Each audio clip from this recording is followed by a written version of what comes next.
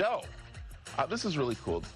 Musician Eric Genuis is known for and knows from a personal experience that music heals, and he's bringing his music to the Valley this weekend to support an important cause. Hello, Eric. How are you doing this morning? It is so great to be with you. Thank you for having me on. So, okay, let's quickly talk about your music career, because this is very interesting that I'm reading here that you actually have performed in prisons, hospitals, rehab centers. Why? Yes. So on the outset, it doesn't really make any sense. However, I think it makes all the sense in the world because it all depends on how you look at music. If music is just entertainment, I would be doing anything else. But I look at music as something profound. Confucius once said, if you want to know the morality of a nation, let me hear the music. Plato said, if you want to govern a nation, you don't need the laws, you need the music.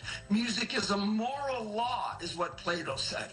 So I'm looking at these things and I think music is profound. When I go and play in the prison, you use beauty to uplift them. I bring world-class soloists, violinists, cellists, singers that can solo on any stage in the world. And just to give you an example of the impact, we were playing for 300 kids that were tried and convicted as adults. These are 15-year-olds that are going down for 30-plus years. So we played this one boy, the leader in the room.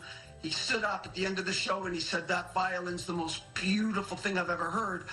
Why have I never heard it before? And he sat there and wept.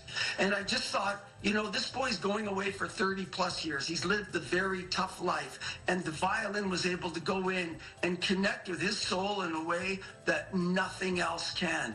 That's the impact of beauty. So why go in and play?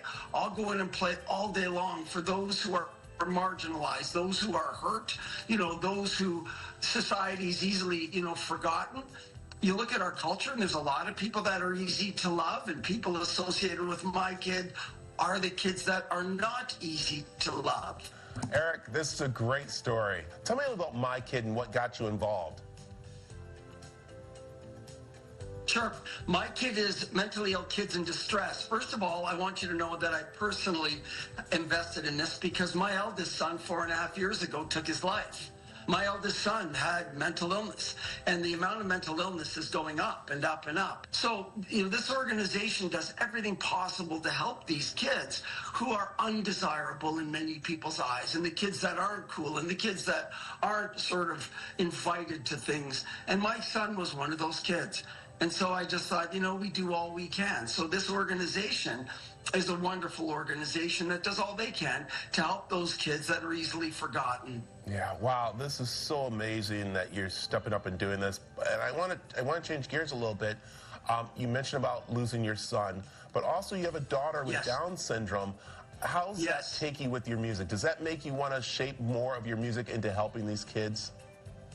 Yeah, that is such a great question. Absolutely. So a little bit about my daughter. So my daughter has Down syndrome. She'll, in you know, sort of in the eyes of many, she'll never really do anything cool. She's not the one that people come and invite and so on. But my daughter's awesome. So I go and play in prisons, and my daughter will sing. And I mean, she doesn't sound good, you know, but she sounds amazing. And, you know, they give her standing ovations, and they love her.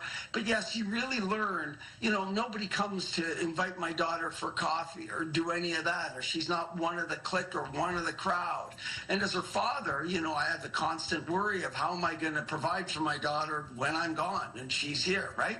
So there's this constant concern. So do I want to bring that attention to the world? Absolutely. And the interesting thing that I challenge everybody, you want to do yourself a favor, go and find one of these kids like my daughter that are undesirable. And you know, they're not the cool, the good-looking, the successful, the rich, the Facebook friends, all that. Find them. Befriend them. You'll do civilization a great turn, but here's the little secret. You'll do yourself a great turn. I love it. Eric, this is such a great event happening on September 27th. Where can people find tickets? So please connect with M.I.K.I.D, look them up online, and call them and arrange to have tickets. But I will be bringing, you know, of the best violinists and cellists in the country. It's going to be a night of humor. It's going to be a great, great night. So please come. I love it. Hey, information is right on the screen. Also, it's over on the CW7AZ.com website. Eric, I thank you for joining this morning, and I'll tell you, it's a great thing you're doing. Thank you. Thank you. Great to be with you.